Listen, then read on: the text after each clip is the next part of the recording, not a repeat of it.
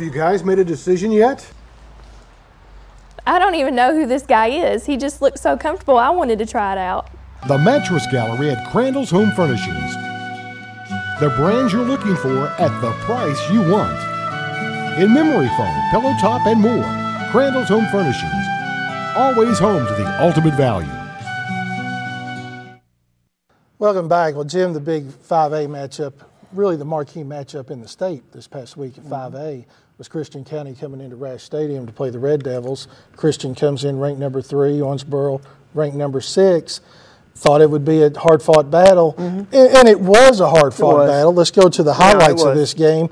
Big Christian pulls out the 21-0 win. I think what surprises me more than anything, Owensboro being unable to score. Yeah, I think so. Christian County has a good defense. We've known that. They've had a good defense for several years running here, but I'm surprised Owensboro couldn't put any points on the board in this game.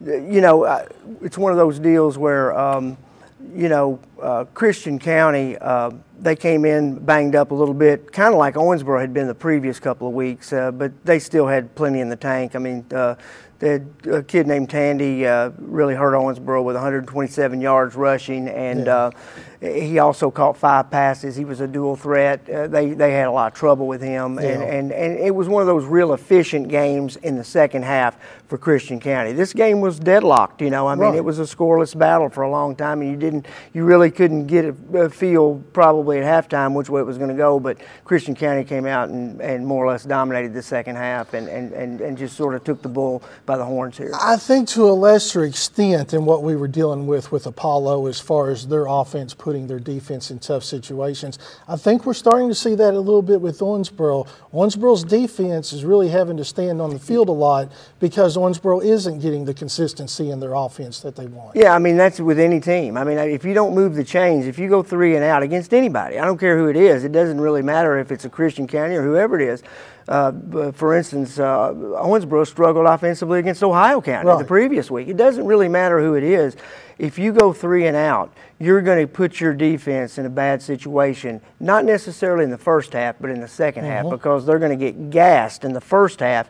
And even though you get that break at halftime, the body slows down that second half if you've been on the field 60-70% of the time. And that's probably, to an extent, what's happening here, because Owensboro, as we know, has a really good defense. I think they're just getting tired in the second half against these quality teams. That happened against Bowling Green. I do too. The thing that you have to like out of this game, if you're Owensboro, Kendall Tinsley has another 100-yard rushing game, but the passing game isn't being nearly as consistent as we expected it to be. No. And that, I think, when you're going against the top-flight teams, can be the difference most of the time, is you've got to be able to throw the ball. Well, there's got to be balance. You've got to be able to do both. And in this game, they were able to run. There have been some games early in the year where all they could do was pass. It was all passing. And so what's happening here with Owensboro's offense is they've got a disconnect as far as putting everything together. I mean, I think that they have the potential to maybe get back and put it together at some point here, but against these good teams, they have not been able to do that. Right.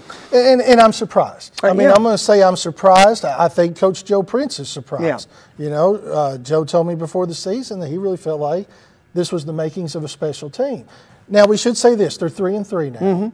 They've lost to Wrights, Bowling Green, Christian County. Yeah. All very good teams. Heavyweights. All heavyweights. Yeah, no doubt. But if you want to be a heavyweight, you got to beat somebody you've got to be in that group. Yeah, that's true. I mean, that's how you get to be a heavyweight. And that's why the people at Owensboro right now are dissatisfied. I'm talking about I don't mean their fans as much as I mean just within their program. Right. They're dissatisfied because they're used to being in that crowd. And, so far this year against those types of teams, they've not been able to win.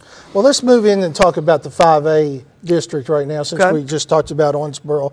We got Christian sitting there at 3-0. Yep. Then we've got Owensboro 1-1, Ohio 1-1, Madisonville, North Hopkins 0-1, Hoptown 0-2. Right. Here's the first question I have for you. Is one win enough to get Ohio into the playoffs, you think? Yes, because I don't think Hopkinsville would have to win 2 games. Right. To get in, and that's barring another win by Ohio. So right now we don't know. I mean, Ohio, is a different team coming in to the last half of the season. The team that I think is dangerous from here on out, other than Christian. Right. I think they're clearly the best, is Madisonville. I think Owensboro has to play Madisonville. That's a very interesting game because that's a potential being at home in the first round of the playoffs or being on the road in the first round. That's what it's going to wind up being when they play. That's going to be for home field advantage in the playoffs. And it just has to be mentioned here that Madisonville went to Hopkinsville, to the Stadium of Champions, and lost to Christian County by 3 points. Now, that's all I need to know to tell me that Madisonville has the potential to be a major player the rest of this season in the district race. Right. I think they have the potential to be. Yeah. Let's talk about the opposite 5A district and who these teams are looking at facing here in a couple of weeks. A brutal district. Oh, my gosh. Really. Bowling Green, Warren Central, Grayson, and then, of course, Barron County, who doesn't fall into that group. No. But with those top three, you know, even if you're the number 2 seed in our district, you don't want to see any of those three come rolling in the first night of the playoffs between, you know, Warren Central, probably between Grayson and Warren Central. Frankly, if you're the number 1 seed in our district, you don't catch a break because you're going to get one of them, and you're probably, you know what I'm saying? Yeah. I mean, they're strong 1 through 3. I honestly think, Scott, that those 3 teams are probably amongst the best 10 to 15 in the entire state of Kentucky, and that includes Grayson County. As you look what they did this past week, they scored 27 points against Bowling Green. 41-27, and we had to point out this is a Bowling Green team that only lost to Trinity by 2 points, a Trinity team that just came back and absolutely annihilated St. X this past week. Well, and Trinity only scored 14 points on Bowling Green, and Grayson County scored 20 on Bowling Green in the first half. Yeah. And now, I mean, look, that's the real deal there. Yeah. And it tells me that no matter who wins the Warren Central Grayson County game, which I'd pay to see. Right. I think that's going to be a great game. But I mean, it doesn't really matter 1, 2, or 3, buddy. They're heavyweights. They're all tough. Yep, There's no question are. about that. Let's talk about 6A.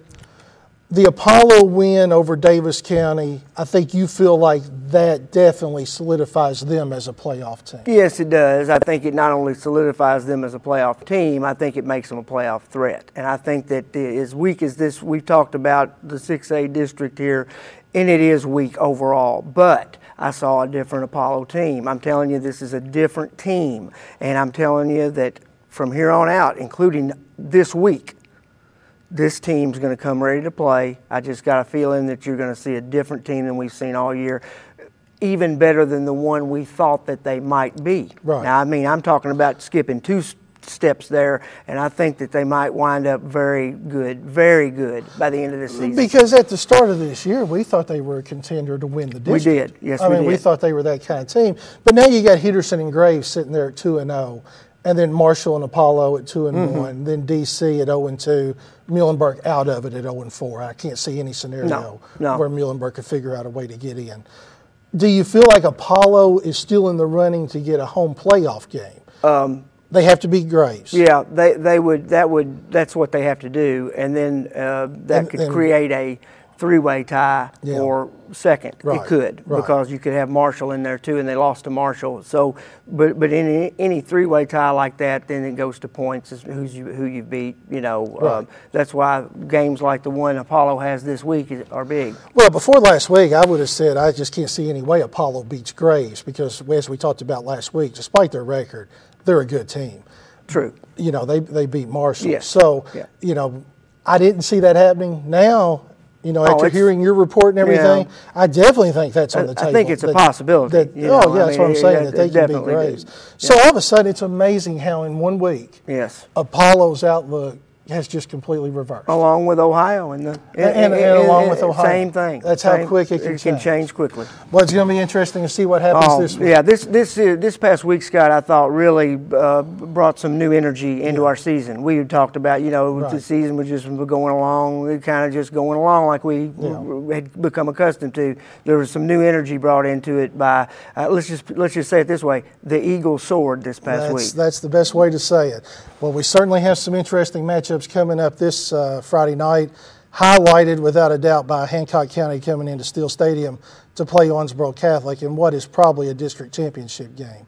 And we will talk about that and much more on our show coming up at 2 o'clock Thursday. And as always, you can catch all of our shows on demand at www.messenger-inquirer.com. So until Thursday, we thank you for watching.